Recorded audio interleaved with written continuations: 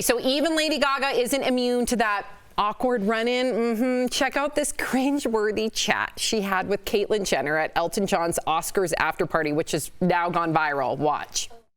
I'm good, thank you.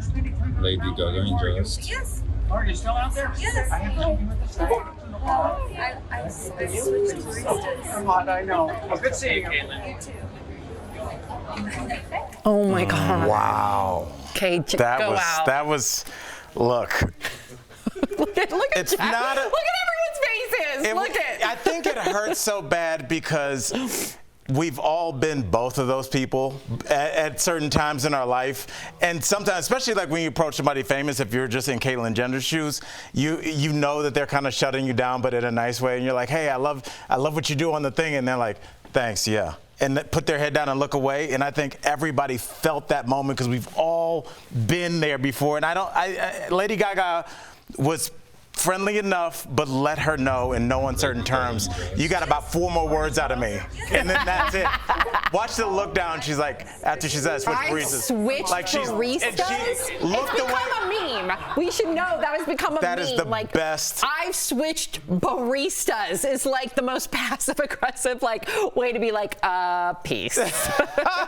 What do you think? That was uncomfortable to watch. How do you handle really awkward, cringy? Sometimes you just got to put your head down like Caitlyn did and just get out of there. Yeah. Because I've been embarrassed in auditions in front of people. You know when you say something like, hey man, cool jacket, and they're like, yeah, whatever. You're like, you feel it. And then I just want to run as far away as possible. If I have to jump through bushes, I have.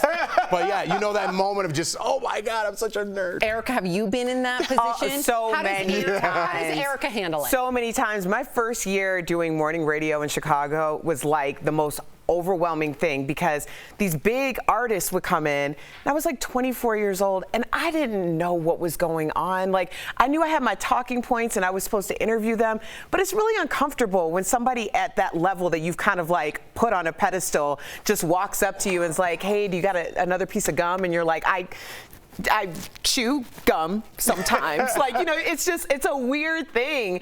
But I think confidence is is kind of matched all the time. Because I would do things like, well, let me know if you need a place to eat today. Oh my gosh, same. Yeah. But now I'm like, well, let me know if there's a restaurant, tell me what type of food you like. And they're like, yeah, I want Mexican. And then sometimes they actually go to the restaurant. So that's cool. Interesting that, it's I look back and like you, Jeff, whether it was auditions, whether it was being on the red carpet at a very young age and being like Demi or Kristen and like no one looks at you, and even that moment you feel so invisible.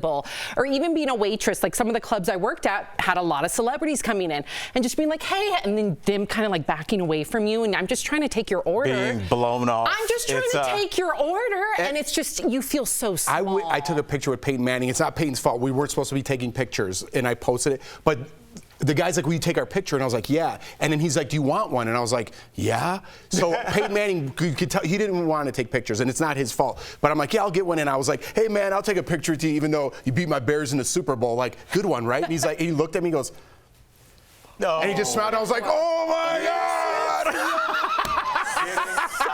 He didn't even say anything. Really quickly, I had a very negative interaction with a former running back that we're both big fans of in your hometown of Chicago. He didn't play for Chicago. And I walked up and he was in the lobby and I was like, hey, I'm a big fan of what you did. And he gave me the limpest wet fish handshake. I looked at it now and he was talking to a woman. You interrupted him. And I kind of was like, he was like, who is this man? Get away from me. But it was like, he barely even formed a handshake. It was like just flapping in the wind. Just go. And I was like, oh That's no. The worst. I'm glad we could laugh. I hate a wet fish flap.